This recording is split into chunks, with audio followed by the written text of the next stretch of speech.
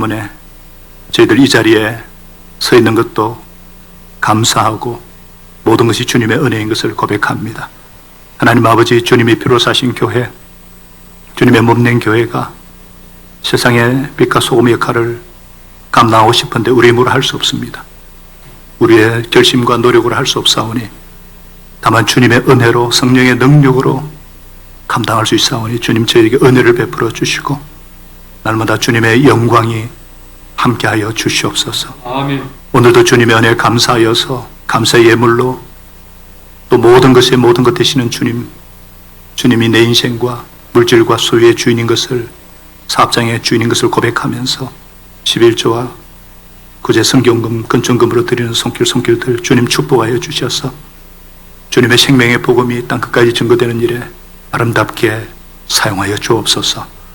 예수님의 이름으로 감사하며 기도합니다. 아멘. 자리에 앉겠습니다. 오늘 하나님께서 저와 여러분에게 주시는 말씀은 로마서 6장 12절에서 23절까지 말씀입니다. 12절에서 23절까지 다 중요한 말씀이기 때문에 같이 한번 읽겠습니다. 성경을 여시고 같이 읽겠습니다. 화면도 보시고 시작. 그러므로 여러분은 제가 여러분의 죽을 몸을 지배하지 못하게 해서 여러분이 몸의 정욕에 굴복하는 일이 없도록 하십시오. 그러므로 여러분은 여러분의 지체를 죄에 맡기게 해서 불의의 연장이 되게 하지 마십시오.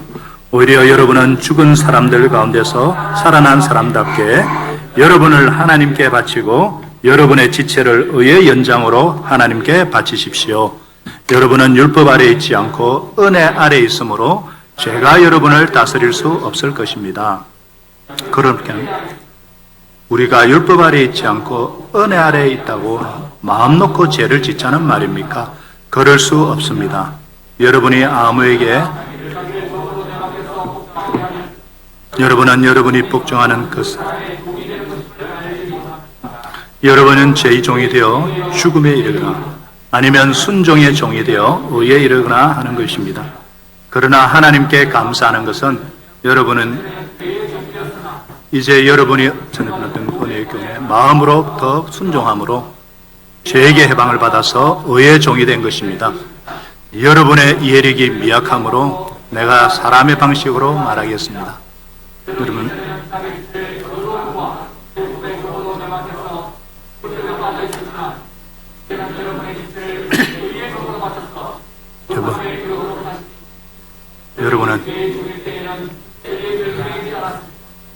여러분은 그때 무슨 열매를 거두었습니까?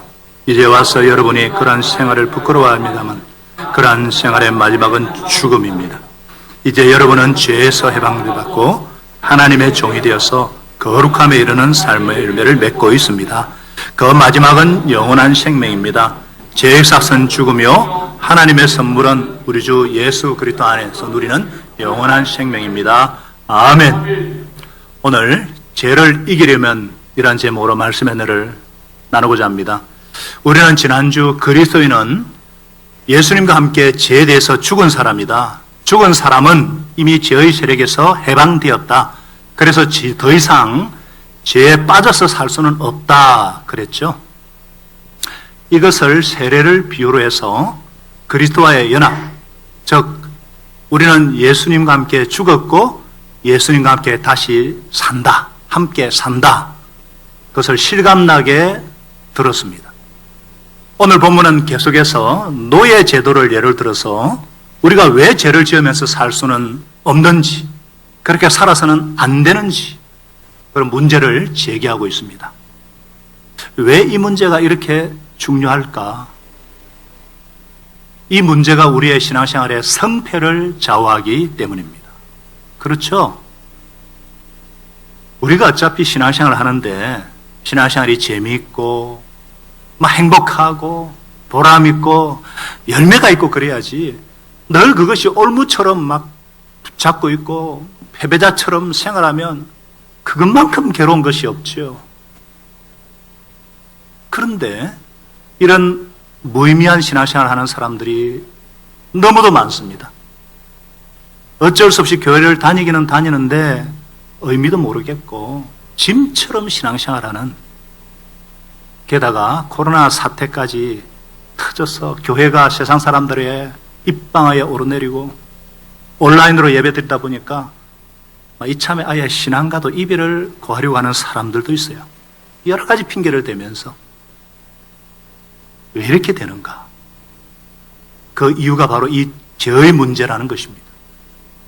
예수님을 영접해 놓고도 그냥 대충 죄에 빠져 살다 보면 달라졌다는 기쁨도 없고 성리감도 없고 그냥 종교인이 되어 살아가는 거예요.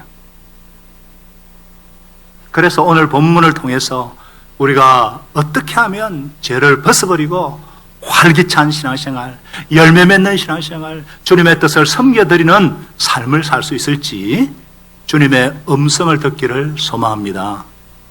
죄를 이기려면 세 가지를 기억해야 합니다.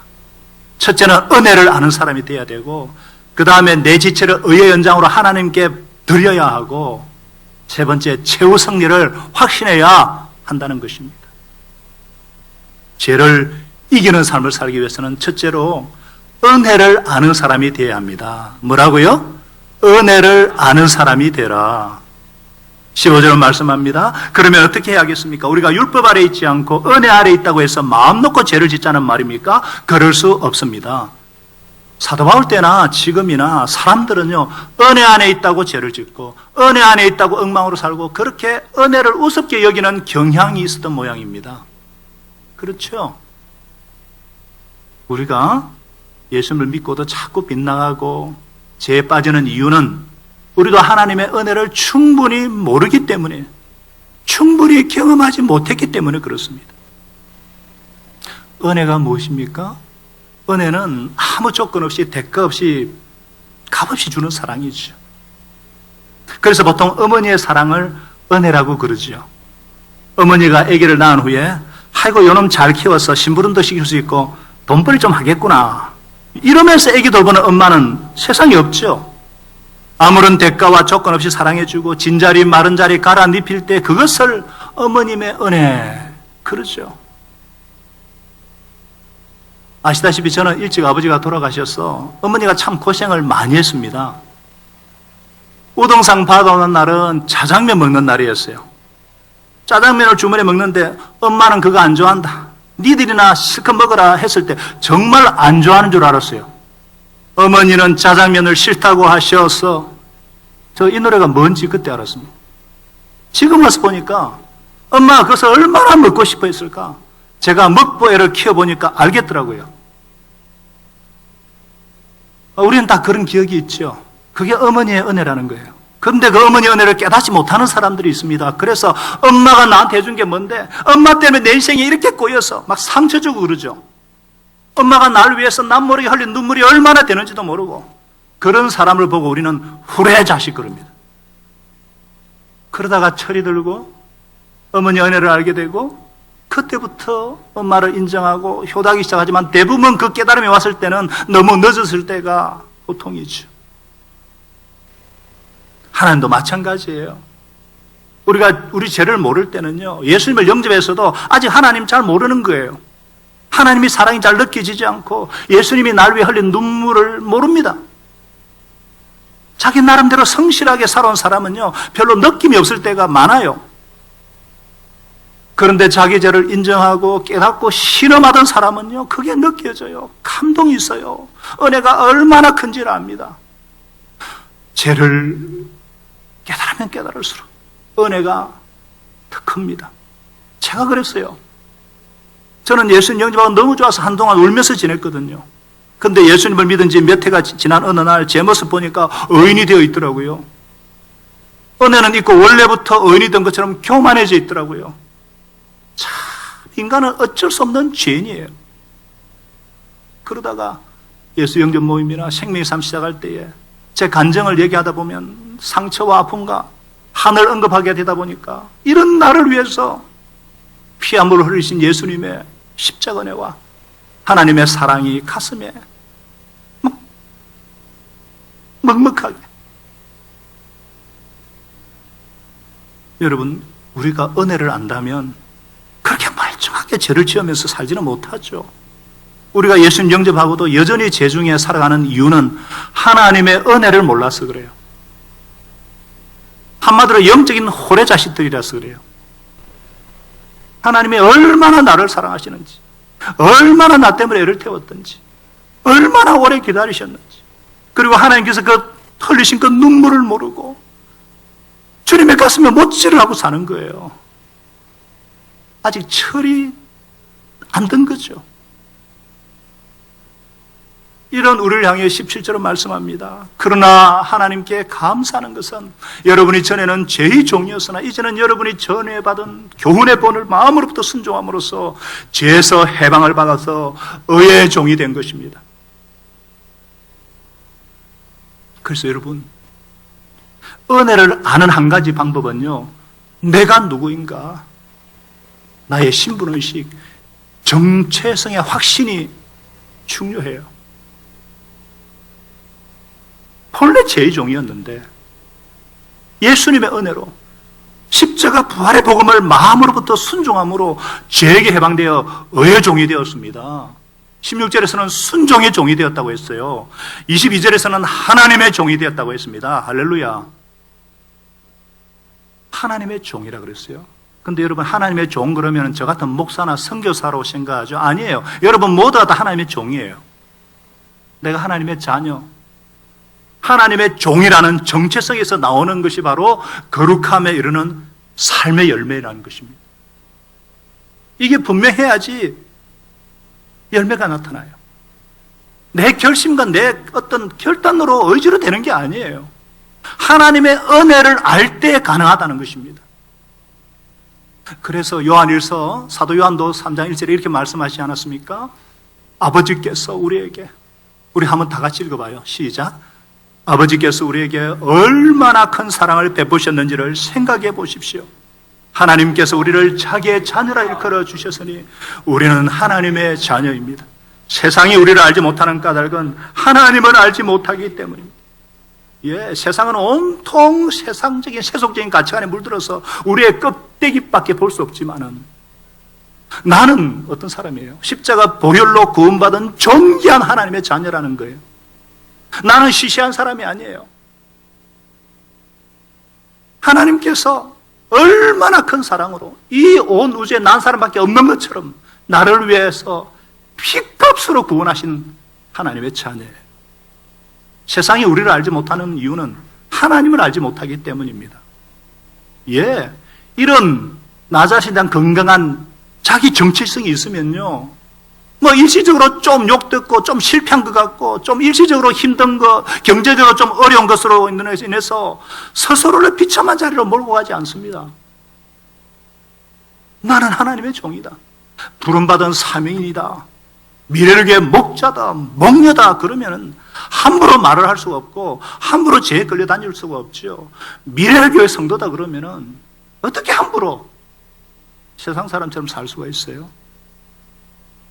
제가 하나님 아버지께서 어떤 사랑과 은혜를 베푸셨는지 잘 알기 때문에 제 스스로가 하나님의 종이고 미래의 교회 목사다, 이것이 저를 살리고 있거든요.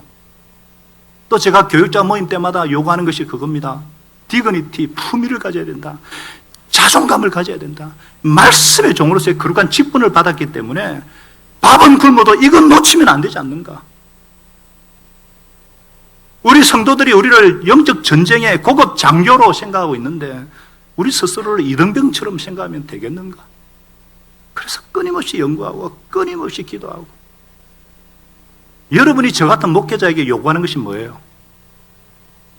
자기는 뭐 고급 자동차, 외제차 몰고 다니면서 오늘 제가 만일 뭐 교회가 좀 웅해지는 것 같으니까 앞으로 나도 소나타 하이브리드 탈 계획이에요. 그러면 몇 분은 실망하고, 야, 그 목사도 타라겠으니까 이제 슬슬 교회 옮길 때가 되었다, 그렇게 안 하겠어요? 본인은 고급 자동차를 아무 문제 없이 타면서 저는 안 됩니다. 왜? 기대감 문제잖아요. 기대감.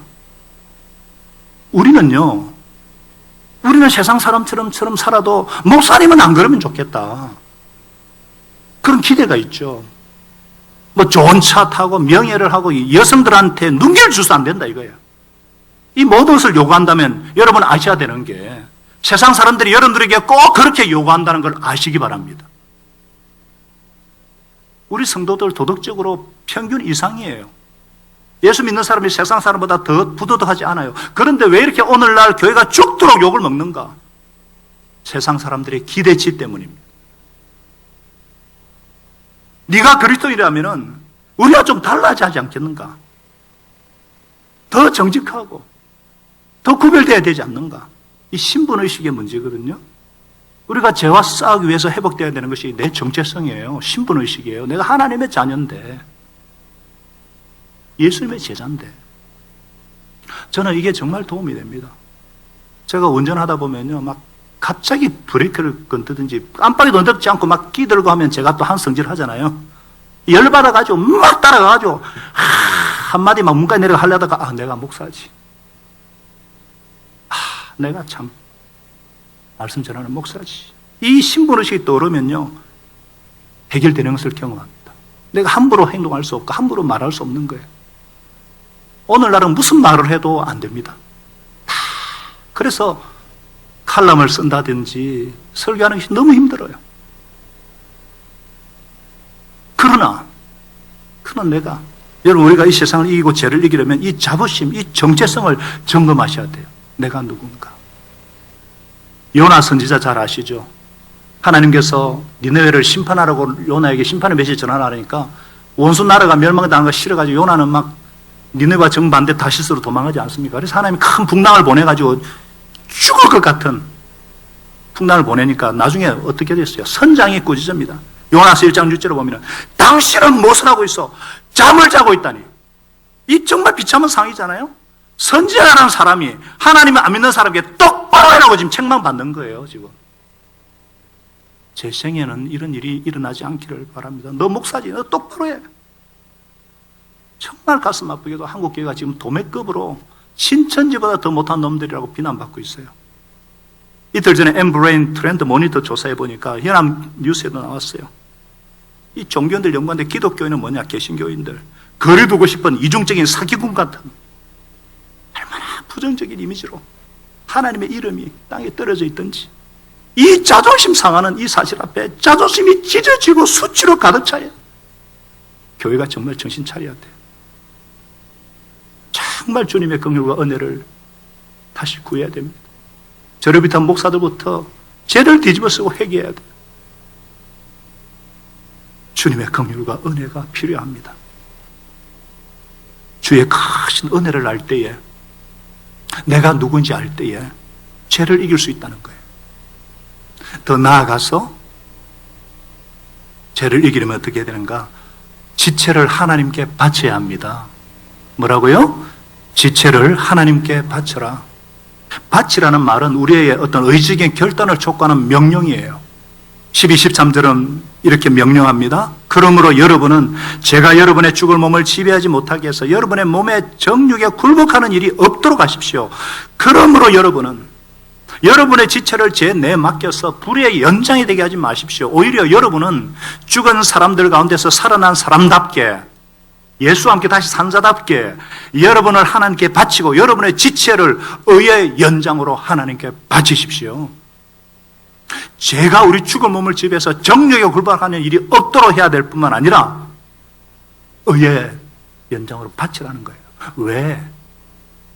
여러분, 죄는 여전히 살아있습니다. 우리가 죄에 대해서 죽은 것이지 죄가 우리에 대해서 죽은 것은 아니거든요. 이 세상에 죄 자체는 없어졌다거나 죄의 시력이 사라졌다는 것은 아니에요. 우리 몸에는 죄의 영향력을 쉽게 받을 수 있는 연약함과 부패성이 여전히 남아 있습니다. 우리 몸이 살아있는 동안에는 죄가 틈을 타서 우리 몸에 들어와서 활동할 수 있다는 사실을 알아야 합니다. 우리 몸에는 손과 발처럼 눈에 보이는 지체가 있고 눈에 보이지 않는 상상력과 생각과 감정도 있어요. 그래서 16절이 말씀하지 않습니까? 여러분이 아무에게나 자기를 종으로 내맡겨서 복종하게 되면 여러분은 여러분이 복종하는 그 사람의 종이 되는 것을 알지 못합니까? 여러분은 죄의 종이 되어 죽음에 이르거나 아니면 순종의 종이 되어 의에 이르게 하는 것입니다. 그 당시 노예 제도를 염두에 두고 말씀하고 있습니다. 그 당시 종은요, 주인에게 절대 복종입니다. 심지어 주인이 죽을 때 산채로 무덤에 묻히기까지 철저한 순종을 요구받습니다. 우리에게는요, 죄의 종이냐 순종의 종이냐 두 갈래의 길이 있지 중간은 없다는 것입니다. 마귀는 우리 약점을 이용해서 충동질해서 죄를 짓게 만들 수 있다는 거예요. 그렇기 때문에 단호하게 결단해야 합니다. 왜 많은 사람들이 예수님 영접하고도 죄에 빠지는가? 어정쩡한 상태에 있기 때문이에요. 어정쩡한 상태로 있기 때문에. 많은 사람들이 뭐라고 합니까? 신앙생활 이제 막 시작했는데 천천히 하자. 잘못하면 내가 너무 빠질지도 몰라. 그런 게 어디 있어요? 중간에 멀뚱멀뚱하는 거예요. 그러다 유혹이 오면 그냥 다시 돌아가 버려요. 우리가 예수님 영접했고 주님의 종이 되었다면 단호하게 죄에서 돌아왔어야죠. No turning back. 돌아가서는 안 되죠. 끊어서 단호하게 끊어버려야죠. 담배나 술이나 신앙생활에 방해되는 나쁜 습관이나 친구 관계는 단호하게 끊어버려야 됩니다. 지난 3월에 한창 코로나가 창궐할 때 참회 기도문을 해가지고 정말 그 감동을 준 우리 높은 뜻 정의교회 그 오대신 목사님, 일상의 평범함을 감사합니다. 막 이런 기도 제목 있잖아요. 우리 많이 같이 기도했잖아요. 오대신 목사님이 일본에서 목회할 때에 어느 교회에 초청을 받았습니다. 설교하기 전에 남성 3명이 나와서 특송을 하는데 깜짝 놀랐다 그래요. 야쿠자예요. 덩치도 크고 깍두기 머리에 라운드 티에 문신을 막. 근데 너무나 아름다운 찬양을 불렀어요. 눈을 감으면 은혜가 되고 눈을 뜨면 시험이 들고. 근데 찬양한 후에 한 사람이 간증을 하더래요. 3명이 3가지가 동일하답니다. 첫째 야쿠자 출신, 두 번째 아내가 한국 사람인데 예수 잘 믿는 사람이라서 우리 왜 그동안 금식하며 기도해 우리가 구원받았더라고. 세 번째 왼손을 드는데 다 새끼손가락이 없어요. 일본 사람들에게는 조폭들에게 무슨 의미인지 잘 알거든요. 더 이상 야쿠자 생활을 할 수 없다고 이제 예수의 종이니까 두목에게 이제 떠나겠다 그러니까 처음에는 두목이 안 믿어요. 진심인 줄 알고 전 조직을 모아놔가지고 조직이 떠난다니까 칼을 꽝 하니 알았어요. 그러니까 스스로 다 새끼손가락을 잘라내고 나서야 조직에서 나왔습니다. 예수의 종이 된 거예요. 여러분은 예수님 따르기 위해서 무엇을 잘라내셨습니까? 손가락은 자르지 않더라 할지라도 방해되는 것 잘라야죠. 여러분의 마음과 몸을 의의 연장으로 하나님께 바치셨습니까? 우리를 향한 주님의 소원, 주님의 뜻은 성결이요 거룩함이라 그랬어요. 데살로니가 전서 4장 3절에 우리를 향한 하나님의 뜻은 거룩함이라 그랬어요. 특별히 하나님이 우리에게 원하신 건요, 우리의 마음이에요.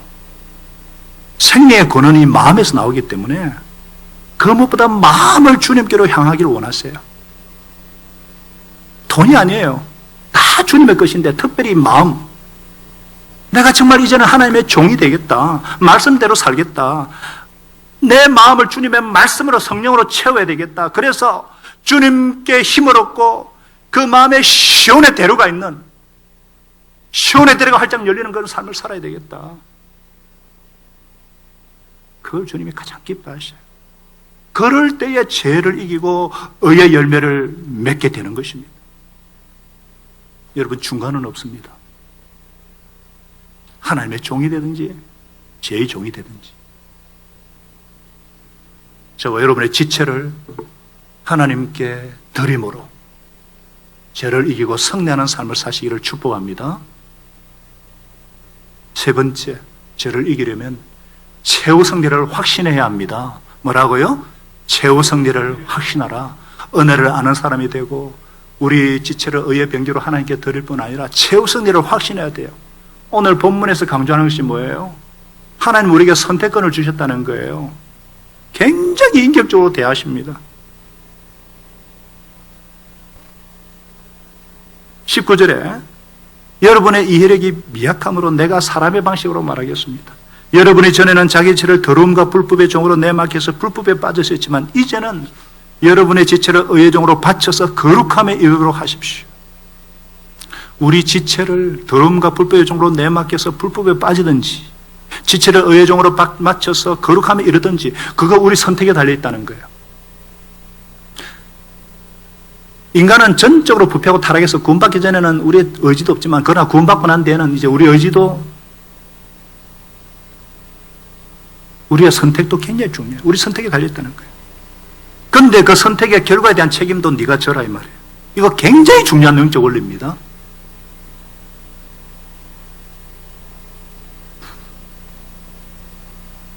제가 청년들을 대상으로 할 때 전도서를 그때 많이 설교한 적이 있는데 전도서의 11장 9절에 이런 말씀이 있어요. 젊은이여, 젊을 때에 젊은 날을 즐겨라. 네 마음과 눈이 원하는 대로 마음대로 길을 따라가라. 그러나 내가 하는 이 모든 하나님의 심판이 있다는 것만은 알아라. 그리고 너의 창조주를 기억하라. 그랬어요. 청년일 때는 뭐냐? 균형을 잘 잡는 때가 빗대라는 거예요. 무슨 말이에요? 하나님 주신 놀랍고 이 풍성한 젊음을 원하는 대로 기뻐하고 원하는 대로 즐기고 원하는 대로 누리라는 거예요. 어떤 제한도 없어요. 모든 자유를 다 주셨어요. 마음껏 누려야 될 때입니다. 누리세요. 그런데 여러분이 선택하실 때는 책임은 반드시 네가 져라는 거예요. 하나님의 심판이 있다는 것이라. 그 선택한 것이 어떤 책임을 져야 됩니까? 앞에서 살펴본 대로 선택한 것이 지배를 받게 되어 있습니다. 종이 된다는 거예요. 우리가 잘 아는 말이 있죠, 그죠? 이거 알아보니까 미국 작가 스코트 피처 제랄드가 한 유명한 말이에요. 처음에는 내가 술을 마시고, 그 다음에는 술이 술을 마시고, 그 다음에는 술이 나를 마신다. 이런 말 우리가 다 사용하지 않았습니까? 술이 나중에 너를 마신다는 거예요. 내가 술을 선택하니까 결국 술의 지배를 받더라, 그 얘기잖아요. 제무대도 마찬가지입니다. 탈무드에 보면은 제약이 처음에는 손님처럼 겸손하지만 그대로 두면 주인 행세를 한다는 거예요. 다른 말로 하면 내가 감옥에 들어갈 때는 내 마음대로 들어가지만 들어가는 순간 착! 철장에 나는 갇힌 자가 된다는 거예요. 제 유혹이 그렇습니다. 달콤합니다. 끊을 수 없는 매력으로 다가옵니다. 그러나 선택하는 순간 주인 노릇하고 나는 그것에 갇히는 거예요. 오늘날 세상을 보십시오. 스마트폰이 이게 정말 좋지만 기껏 음란 사이트에 전전하는 사람들, 재건시에 끌려다니고 있는 현대인들, 이거 자기가 선택했다는 거예요. 서울에 어떤 부부가 있었어요. 믿음이 있었는데 이혼을 했어요. 아버지가 아들에게 너무 미안하다 하더라. 그러니까 아들이 아빠 괜찮아요. 우리 반 살펴보니까 이혼한 애들이 반이 넘어요. 괜찮아요. 너무 아픈 얘기 아니에요? 이 세상이 어쩌다 지금 이렇게 되었는가? 우리 선택의 결과랍니다. 성적인 죄악들을 선택했으니까 가정이 붕괴되는 거예요. 우리가 어떤 상황에도 차별금지법을 막아야 되는 이유가 여기 있습니다. 여러분, 우리는 우리가 선택한 결과를 두려워해야 됩니다. 왜 그런가? 16절은 말씀하고 있잖아요. 여러분의 죄의 종이 되어 죽음에 이르거나 21절도 말씀하잖아요. 그때 무슨 열매를 거두느냐? 그 마지막은 죽음이라고 그랬어요. 반면에 22절 뭐라 그랬어요? 죄의 반대로 하나님의 종이 될 때 거룩함이 일어나는 삶의 열매를 맺고 있고 마지막은 영원한 생명이라고 그랬어요. 여러분, 이 결말의 차이를 아시겠습니까? 죄의 종이 됐을 때 부끄러운 열매 맺고 결국은 죽음이에요. 하나님의 종이 되면 거룩함의 열매를 맺다가 영생이에요. 우리가 잘 알고 외우는 23절의 말씀에도 죄의 싹은 죽음이고 하나님의 선물은 우리 주 예수를 따르는 누리는 영원한 생명이다 그랬어요. 이 죄의 싹이라는 사망이다 할 때 이 싹은 원어로 옵소니언이라고 그래가지고 군인의 생계비와 관련이 있습니다. 배급, 지불, 보상이란 뜻인데 명령에 순종한 대가로 주어진 결과물이라는 거예요. 내가 죄에게 순종하면 행위의 대가로 사망이라는 결과물이 나온다는 것입니다. 그런데 하나님의 선물이라고 그랬어요. 선물은 영생이다. 그러니까 내가 의의 종이 된 것도 선물이고 순종도 선물이고 결과로 영생도 선물이라는 거예요. 정리를 해보면 내 어떤 행위로 얻게 된 구원이라면 뺏길 염려가 있겠지만 자격 없는 자에 주신 선물이기 때문에 궁극적으로 영생이라는 거예요. 그래서 우리가 죄와 싸운다고 할 때에 은혜의 자리에 들어가게 됐다는 확신을 가지고 싸울 때는요, 때로는 넘어져도 최후 승리를 우리가 확신할 수 있다는 것입니다. 오늘 현실은 초라하고 오늘은 넘어지고 오늘은 실패하고 오늘은 부끄럽고 그럴지라도 최후 승리를 믿노라. 이것이 바로 하나님의 은혜예요. 내 삶을 애워사는 하나님의 은혜라는 것입니다. 이 최후 승리에 대한 확신을 가지고 죄와 싸운다면 우리의 삶이 어떻게 달라지고 열매가 어떻게 달라지겠습니까? 로마서 뒤에 8장 31절을 말씀하잖아요. 그러나 우리는 이 모든 일에 우리를 사랑하여 주신 그분을 힘입어서 이기고도 남습니다 그랬어요. 넉넉히 이긴다 그랬어요. 이기고도 남습니다. 왜? 내 행위나 삭시 아니라 선물로 얻은 것이기 때문에 최후 승리를 확신한다는 것입니다. 38, 39절도 확신하지 않습니까? 나는 확신합니다. 죽음도 삶도 천사들도 권세자들도 현재일도 장렬도 능력도 높음도 기쁨도 그 밖에 어떤 피조물도 우리를 우리 주 예수를 따르는 하나님의 사랑에서 끊을 수 없느니라. 이런 확신을 갖고 싸울 때에, 내 현실은 부끄럽고 초라하지만 자기 없는 자에 주신 선물 십자가를 단단히 붙잡고 죄와 싸울 때에, 죄와 전쟁을 선포할 때에 때로는 넘어질지라도 우리는 최후 승리를 믿습니다. 여러분, 구원의 출발도 은혜예요. 구원의 완성도 은혜입니다. 거룩함에 이르는 길도 하나님의 은혜예요. 하나님이 나를 사랑하셨고 나를 구원하기 위해 그 많은 희생을 치르셨고 세상에 나 하나밖에 없는 것처럼 나를 사랑하셨으니 그 사랑에 감격해서, 그 사랑에 감사해서 내가 하나님을 위해서 살아 드리고 싶은 그 삶, 그게 바로 죄를 이룰 수 있는 유일한 방법입니다. 내 힘으로 이루려고 하지 마세요. 내 힘으로 안 됩니다. 은혜에 사로잡혀야 돼요. 하나님의 사랑에 감사하는 삶, 은혜에 사로잡히는 삶, 성령의 인도함을 받는 삶만이 승리할 수가 있는 것입니다. 그렇게 영생을 누리고 그렇게 승리의 삶을 사시는 저와 여러분 되시기를 축복합니다. 하나님 아버지, 거짓과 속임수로 가득한 세상, 세상에 유혹과 시험이 몰려올 때 내 힘으로는 그것들 물리칠 수 없습니다. 그러나 예수 그리스도 그 은혜, 나는 죄에 대해서는 죽었고 예수님과 함께 연합해서 하나님 대해서 산 자기 때문에 주님께서 은혜 주시고 힘을 주시기 때문에 이 믿음 더 굳을 때에 주님의 사랑과 은혜가 우리를 지켜주시고 어두운 밤에도 주님의 밝은 빛으로 우리를 인도하시고, 그래서 우리가 내 정체성을 회복하고 정말 적극적으로 그리스도와 연합하여 의의 연장으로 하나님 앞에 드릴 때에 최후 승리를 믿습니다.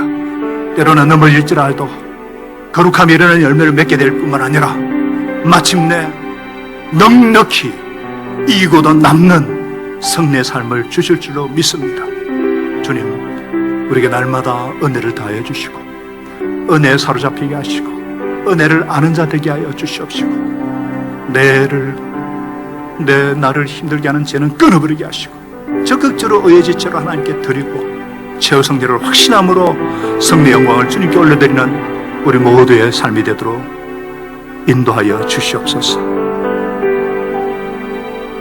은혜 베풀어 주시는 주님께 감사하고 예수님의 이름으로 기도합나이다. 아멘. 우리 다 같이 일어나셔서 이 믿음 더 굳세라. 여기에 있는 우리는 주의 은총받은 하나님의 자녀들입니다. 주님께 은혜 받은 자, 내 정체성 신고를 확신합니다. 이 믿음 더 굳세라. 여기에 모인 우리 주의 은총 받은 자여라. 주께서 이 자리에 함께 계심을 아노라. 언제나 주님만을 찬양하며 따라가리니 시험을 당할 때도 함께 계심을 믿노라. 이 믿음 더욱 굳세라. 주가 지켜주신다.